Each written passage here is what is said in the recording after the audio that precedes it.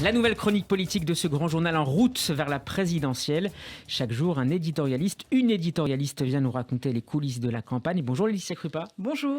Et merci d'être avec nous et de nous rejoindre désormais tous les lundis dans ce grand journal. Vous êtes journaliste politique à France Info et Public Sénat et vous avez suivi attentivement ce week-end la rentrée chez les Républicains, les jeunes du parti organisés au Parc Floral, leur université. Et vous avez noté, Laetitia Krupa, un grand absent au Bois de Vincennes, un certain Xavier Bertrand.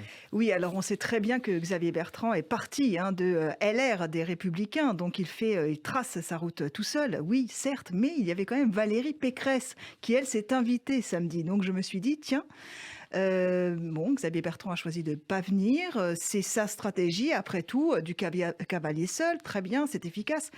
Et puis, soudainement, je me suis dit, Steve, mais où est passé Xavier Bertrand? Puisqu'avant l'été, il nous avait quand même habitués à une occupation médiatique quasi quotidienne. Et là, c'est vrai qu'on n'avait plus vraiment de nouvelles de Xavier Bertrand. Donc vous l'avez retrouvé? Écoutez, j'ai été sur son fil Twitter. Souvent, les réseaux sociaux servent à ça. Et figurez-vous qu'il était à Marseille, juste après le chef de l'État. Est-ce que vous étiez au courant, par exemple? Pas du tout. Eh bien voilà. Donc, il était à Marseille pour le Forum des entrepreneurs. Mais alors, Xavier Bertrand, depuis une semaine, on va dire qu'il joue fond de cours. Vous voyez, il a choisi une stratégie, c'est-à-dire qu'il a choisi de s'ancrer dans le local. Donc, qu'il soit à Marseille, il va parler des Hauts-de-France. Qu'il soit au festival Sérimania, il parle de Germinal, la série qui a été tournée dans les Hauts-de-France. Et ensuite, il multiplie les déplacements de présidents de région. OK. On sait qu'il a gagné effectivement cette région haut la main et donc qu'il peut briguer, selon lui, la présidentielle. Mais il me semble quand même que c'est une faute de quart de ne pas être allé ou d'avoir peut-être pas envoyé une petite carte postale. Vous savez pourquoi? Parce que quand ils sont passés au Parc Floral devant les jeunes LR, une vidéo avec tous les gagnants des régionales, donc Xavier Bertrand, il a été sifflé. Et être au Parc Floral, ça permet de prendre le pouls un peu de sa famille parce que bien qu'il soit parti, c'est un cousin éloigné, c'est un cousin LR. Donc s'il est sifflé par la famille, Valérie Pécresse. Voilà, s'il est sifflé par la famille, ce n'est pas bon signe. Alors pourquoi justement Laetitia Krupa, les candidats à la présidentielle, devaient être là ce week-end parmi les jeunes LR?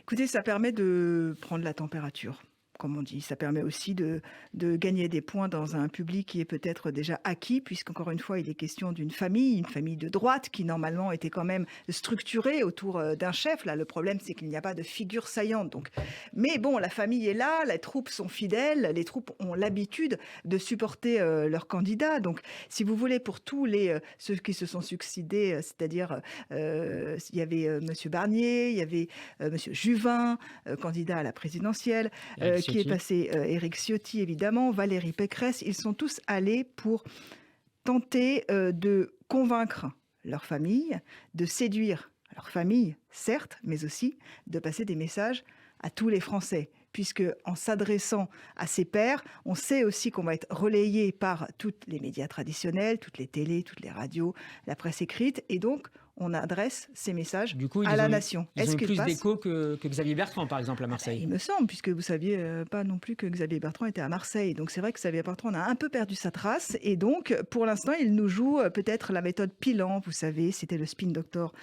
le conseiller en communication de François Mitterrand, qui prenait la rareté en communication. Mais bon, le problème, c'est que quand on parle trop avant l'été et qu'on ne parle plus après, il y a un contraste et on se demande où est passé Xavier Bertrand. Est-ce que c'est une stratégie ou est-ce qu'il est en perte de vitesse? Laetitia Krupa, nombre d'observateurs s'interrogent ces dernières semaines sur l'avenir des Républicains. 2022 sonnera-t-il le chant du cygne pour le mouvement qui a succédé à l'UMP? Écoutez, oui, ça passe ou ça casse, il me semble, puisque après la Bérésina François Fillon de la dernière présidentielle, c'est un peu le chant du cygne, oui, pour les Républicains.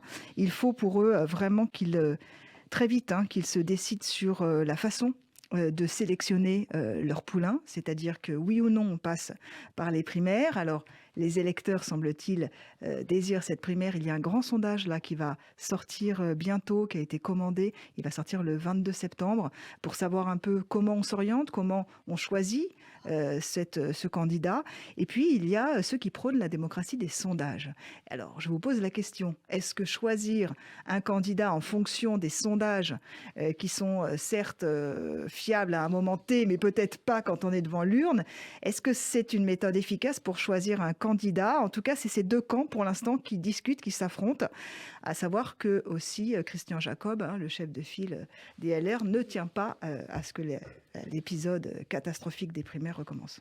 Alors on va terminer avec ces déclarations, Laetitia, qui ont beaucoup été commentées hier. Le candidat à la primaire, Éric Ciotti, a indiqué qu'en cas de second tour entre Emmanuel Macron et Éric Zemmour, le fameux journaliste et polémiste du Figaro, eh bien il voterait pour Éric Zemmour. Qu'est-ce que ça dit selon vous ? Alors maintenant, Éric Zemmour, vous avez vu que c'est assez subtil. Il n'est plus au Figaro, justement. Il s'est mis en retrait du Figaro pour se consacrer à la promotion de son livre. Donc maintenant, on peut l'appeler éditorialiste de CNews, puisqu'il garde bien sûr cette vitrine télévisuelle.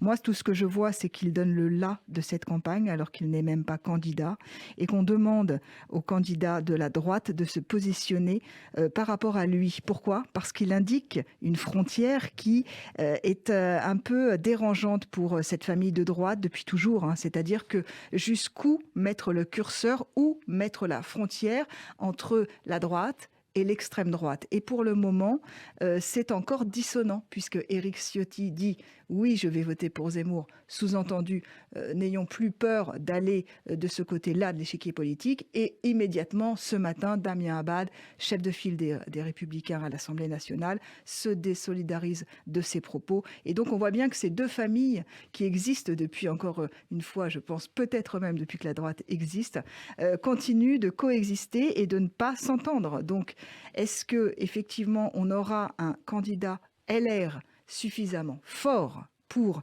imprimer la campagne? Parce que pour l'instant, c'est Éric Zemmour qui n'est même pas candidat, qui, encore une fois, donne le ton, ce qui est, à mon sens, déplorable pour le débat public. Et qui est déjà à 8% dans les premiers sondages. Merci beaucoup Laetitia Crupin. En route vers la présidentielle, c'est à retrouver en podcast sur radioj.fr. Nous serons jeudi avec Mickaël Darmon. À lundi prochain, Laetitia. À lundi et Shana Tova à tout le monde. Merci Shana Tova.